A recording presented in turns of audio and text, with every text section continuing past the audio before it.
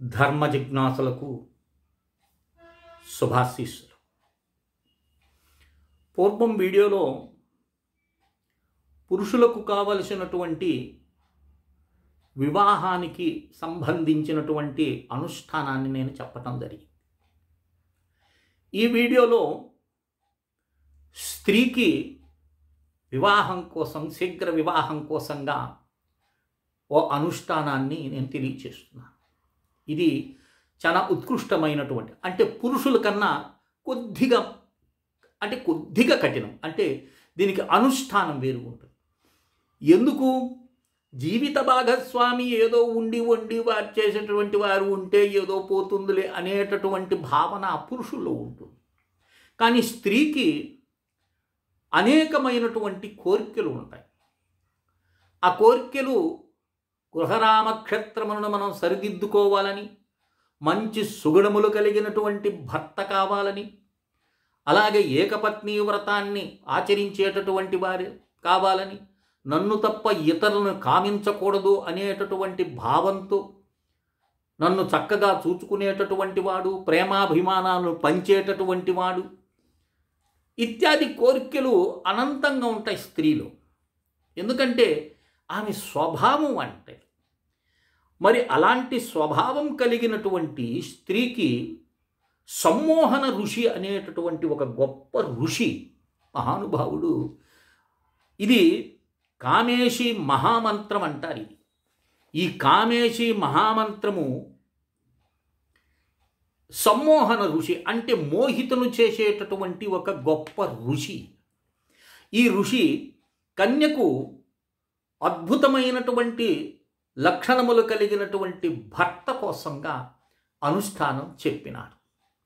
ఇది నేను పూర్వము, అంటే వీడియోలో మాత్రం చెప్పాను లేదు, నాకు గుర్తు లేదు, కానీ స్వయంగా నన్ను కొందరు స్నేహితుల పిల్లలు కలిస్తే వారికి చెప్పటం జరిగింది. వారు దివ్యంగా అనుష్ఠానం చేసి ఒక ఉద్యోగస్తుని కట్టుకొని ఆనందంగా పిల్లలతో ఉన్నారు. ఇది గత 4-5 సంవత్సరాల క్రితం మాట. అంటే అప్పటికి నేను వీడియోస్ మొదలు పెట్టలేదు. కానీ శ్రద్ధాభక్తులతో మాత్రము ఒక 40 రోజులు, ఏమండి 100 ఏళ్ల జీవితం ఆనందంగా గడపాలి అనేటటువంటి వాంఛ ఉన్నప్పుడు 40 రోజులు నువ్వు శ్రమించలేవా? భగవంతు, ఈ ప్రపంచంలో ఏది జరిగినా భగవత్ యొక్క అనుగ్రహంతోనే జరుగుతుంది. నువ్వు అనుకున్నట్టు ఎవడు ఏమీ జరగదు. ఇక్కడ మానవుడు అనుకున్నదండి, చాలామంది చెప్తారండి మనం అనుకుంది ఏదైనా సాధించవచ్చు అని అంటుంటారు. ఇవి మాటలు బాగానే ఉంటాయి వినేదానికి. కానీ ఎలాంటిదంటే నీ యొక్క ప్రయత్నంతో పాటు భగవంతుని అనుగ్రహం ఉంటేనే నీకు దివ్యమైన ఫలితాలు లభిస్తాయి. అందుకని కృషి నీది, ఆ కృషికి కృప పరమాత్మది. అయ్యో వీడు నా కోసం అంటే చేసిన కర్మకు ఫలితం దక్కే తీరుతుంది, ఇది నిశ్చితం. ఇది కానీ శ్రద్ధాభక్తులతో ఆచరించాలి. అర్థమైందే? కనుక దీంట్లో చూడండి, ఈ మంత్రానికి అనుష్ఠానం చేసేదానికి కరన్యాసం ఉంటుంది, అంగన్యాసం ఉంటుంది. నేను పూర్వం కూడా చెప్పాను మీకు. ఈ మంత్రాలకు బీజాలు ఉంటాయి.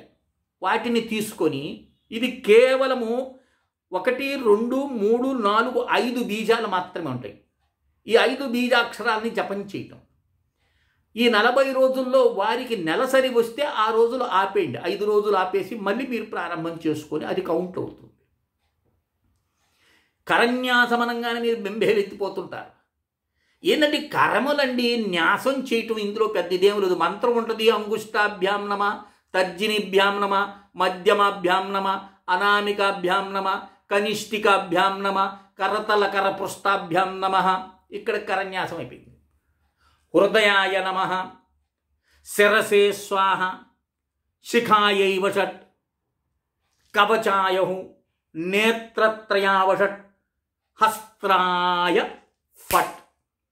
భూర్భువ సురోమితి.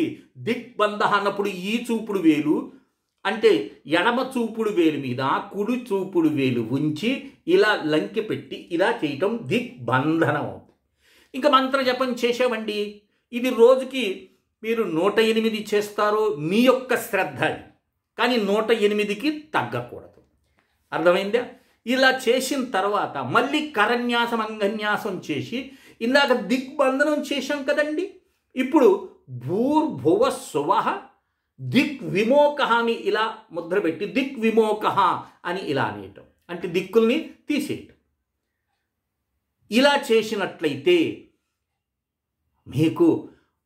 మీరు కోరుకునే విధంగా మీకు అనుకూలమైనటువంటి ప్రతి స్త్రీ అదే కదండి కోరుకునేది, అనుకూలమైనటువంటి భర్త లభిస్తే ఆమెకి అదే స్వర్గం, ఆమెకి అదే స్వర్గం. కనుక ఈ అనుష్ఠానము, ఈ మంత్రం కావలసినటువంటి స్త్రీలు మేము మంచి భర్తను పొందుతాము అనేటటువంటి ఆశ కలిగినటువంటి వాళ్ళు, ధార్మికులు, ధర్మం పట్ల ఆసక్తి ఉన్నటువంటి వారు, ఆధ్యాత్మిక పట్ల గౌరవం ఉన్నటువంటి వారు మాత్రమే నాకు ఫోన్ చేసి కనుక్కోవచ్చు.